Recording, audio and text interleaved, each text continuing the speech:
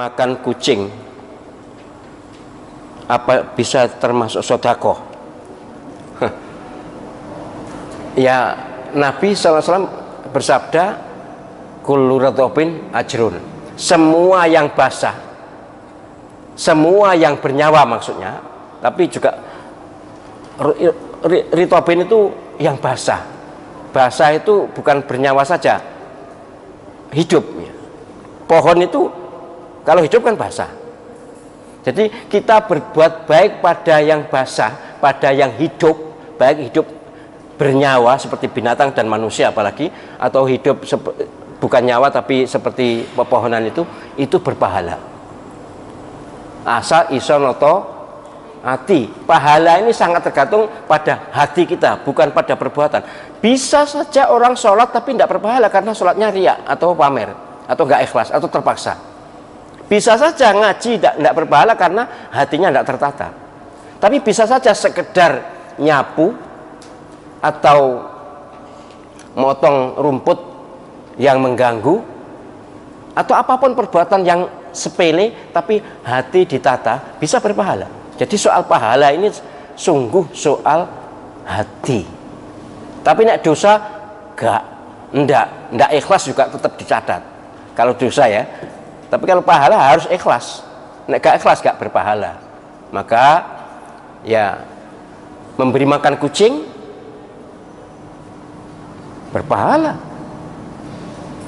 Panjenengan ada ingon-ingon, apa ingon-ingon Mas? Oh, peliharaan ya. Peliharaan apakah ikan atau kucing atau apa, kok mati karena tidak diberi makan dosa? Ada kan hadis wanita yang masuk neraka gara-gara menyiksa kucing, ada wanita yang masuk surga karena memberi minum anjing. Jadi ini pertanyaannya, memberi makan kucing tetangga, ada tetangganya barang, pokoknya kucingnya itu ya, punya tetangga kucingnya, jangan yang lain-lain.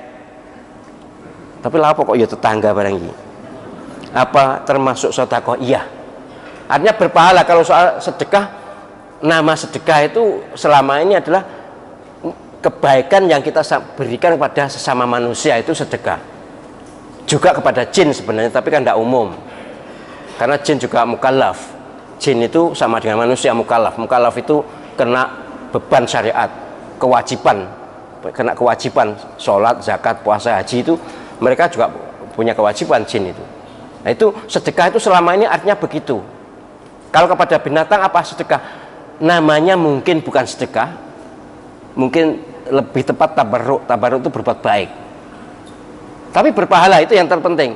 Diberi nama apapun, yang jelas berbuat baik kepada yang basah, kepada yang hidup, baik pohon maupun binatang, berpahala. Kalau binatang berbahaya atau buas, ya itu harus dibunuh memang. Islam, Nabi SAW menganjurkan binatang yang berbahaya, benar-benar berbahaya loh, bukan kita takut, enek ulo kita takut dipateni, nanti dulu. Apalagi ular, yaitu saya pesankan, ular itu ada hadisnya, ular umumnya dijadikan wadaknya, apa wadak ini? Ya, jelmaan, jadi jelmaan jin. Jin itu umumnya kalau yang muslim, jin yang soleh biasanya bisa menyerupai manusia, tapi susah itu. Tapi ya umumnya ya binatang, ada ular, ada tikus, ada macan, ada anjing, ada kucing. Jadi menjadilah orang yang santun pada makhluk hidup, baik hidup nyawa atau hidup pohon. Itu hidupnya apa? Kan bukan nyawa atau apa namanya, pokoknya kan juga disebut hidup. Pohon yang basah itu kan hidup juga. Berbuat baiklah, sekecil apapun ada nilainya, dan malaikat tidak segan-segan mencatat sekecil apapun perbuatan kita. Faman ya'mal mithqala dzarratin khairan yarah. Berbuat sekecil apapun, sebutir darah, sebutir sawi, maka akan dirasakan manfaatnya, baik duniawi maupun ukhrawi. Jadi perbuatan baik kita ini mantulnya dua pantulan, satu dunia, dua akhirat. Itu kemurahan Allah Subhanahu wa taala, bahwa perbuatan baik kita umumnya memang berefek dunia dan pasti akhirat, asal ikhlas ya. Sekali lagi asal ikhlas. Jahat juga gitu. Jahat kita juga berefek dunia dan akhirat. Baik, jadi memberi makan kucing pada kucingnya tetangga berpahala. Asal niatnya baik, jangan memberi makan kucing tetangga tapi ngesir sing duwe. Oh jangan. Iku enek ora kira-kira. Jangan sampai pura-pura memberi makan kucing supaya bisa ketemu tetangga. Oh, jangan. Ketemu tetangga dalam arti negatif. Kalau ketemu tetangga dalam arti baik ya lapo lewat kucing. Oh ini satu paket kayaknya. Apa boleh zakat mal kita dikeluarkan dengan cara memberi makan kucing? Enggak lah ya. Zakat dikeluarkan, dibelikan daging untuk kucing. Ya hukumnya ya apa? Kebaikan tadi, tabarruk tadi. Tapi bukan zakat. Zakat itu harus mustahiknya 8 itu. Di surah At-Taubah ayat 60, innamas shadaqatu lil fuqara wal masakin wal amilin 'alaiha wal mu'allafati qulubuhum wa fi riqabi wal gharimina wa fi sabilillah wa bin sabil.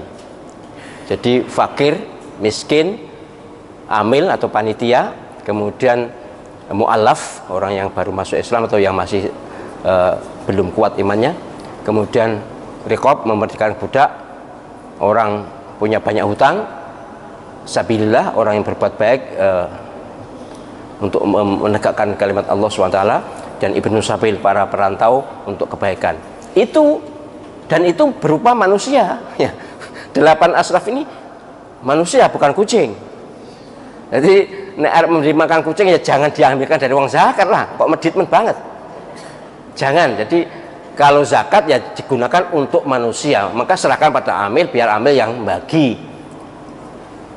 Ya, atau kita boleh bagi langsung, sebenarnya boleh juga, tanpa amil boleh, asal tepat sasaran ya. Jadi zakat harus hanya kepada manusia. Andai kata bisa kepada jin, ya memang ada ulama yang membolehkan, karena jin dihukumi mirip manusia, sama dengan manusia. Bahkan ada kitab, saya lupa judulnya, kitab nikah ma'al jin, nikah dengan jin, ada kitabnya, ada. Tapi tidak usah kakek pola menungso akeh kok ya. Jadi ini kalau dikaitkan dengan zakat tentu harus hanya untuk manusia.